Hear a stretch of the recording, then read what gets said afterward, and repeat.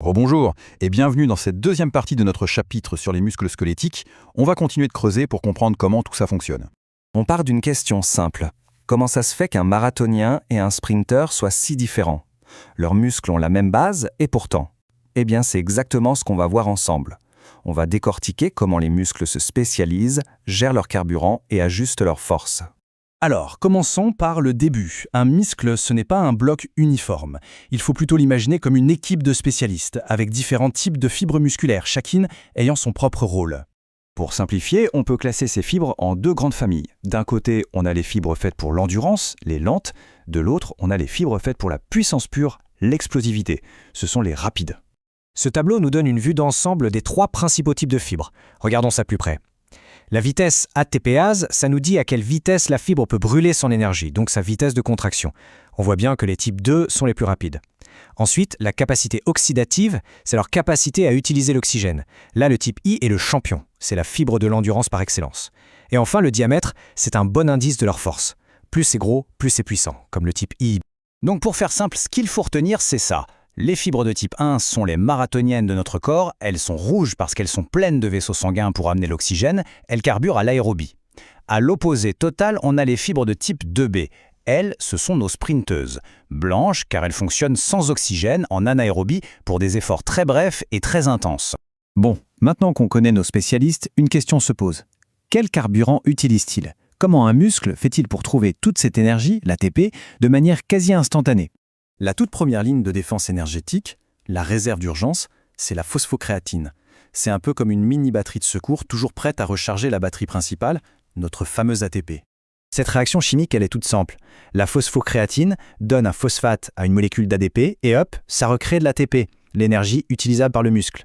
C'est une réaction hyper rapide, réversible, qui permet de maintenir un niveau d'énergie constant pendant les toutes premières secondes d'un effort. Et ce graphique, il illustre parfaitement l'importance de ce système. Regardez la courbe du haut. Sans phosphocréatine, la concentration d'ATP s'effondrerait dès qu'on commencerait à forcer. C'est le scénario catastrophe. Maintenant, regardez en bas. Grâce à la phosphocréatine, le niveau d'ATP reste parfaitement stable. C'est la phosphocréatine qui se sacrifie en quelque sorte pour que l'ATP soit toujours disponible. Bien sûr, cette petite batterie de secours s'épuise vite. Au bout de quelques secondes, le muscle doit donc basculer sur d'autres modes de production d'énergie, des stratégies un peu plus long terme. Prenons le cas d'un effort intense et court, comme un 100 mètres. La dépense d'énergie, la courbe orange, explose littéralement. Le corps n'arrive pas à fournir assez d'oxygène aussi vite. Il contracte alors ce qu'on appelle une dette d'oxygène, c'est la zone en bleu. C'est une dette qu'il faudra rembourser après l'effort, pendant la récupération, pour refaire les stocks d'énergie. A l'inverse, regardez ce qui se passe pour un effort d'endurance. Le corps a le temps de s'adapter. Le métabolisme aérobie, celui qui utilise l'oxygène, prend le dessus et arrive à fournir l'énergie nécessaire. Du coup, la dette d'oxygène est bien plus petite. Le système est beaucoup plus durable. On a vu les fibres et leur carburant. Mais qui est le chef d'orchestre?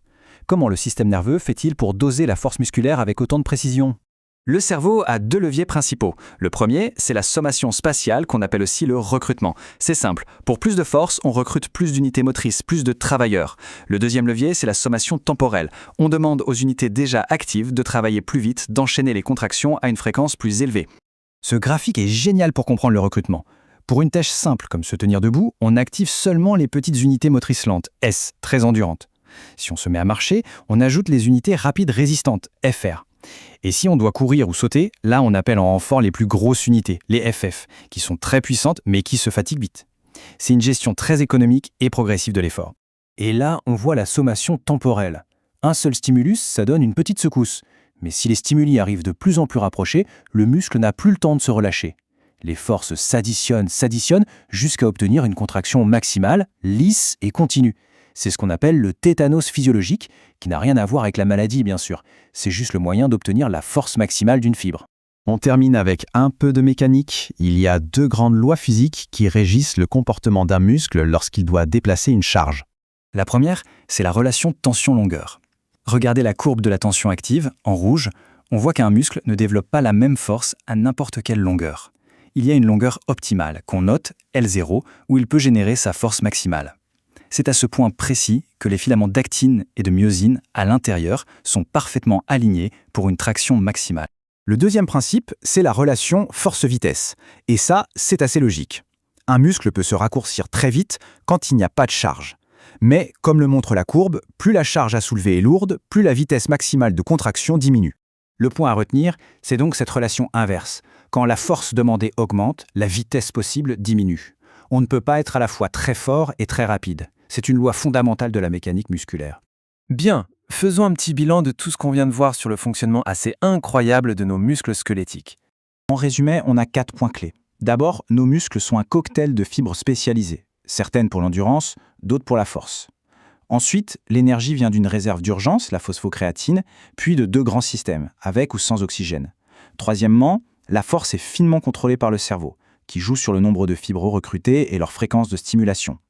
Et enfin, tout ça obéit à des lois physiques simples, la relation tension-longueur et la relation force-vitesse. C'est l'ensemble de ces mécanismes qui nous permet de faire des mouvements aussi variés que précis. Voilà, on a fait le tour des muscles volontaires, les muscles striés. La prochaine fois, on passera à un monde complètement différent, celui des muscles lisses, ceux qu'on ne contrôle pas et qui font fonctionner tous nos organes internes. Pour être sûr que toutes ces informations sont bien en place, je vous encourage vraiment à faire les quiz liés à ce chapitre. C'est la meilleure façon de vérifier que tout est compris. On se retrouve très bientôt pour la suite.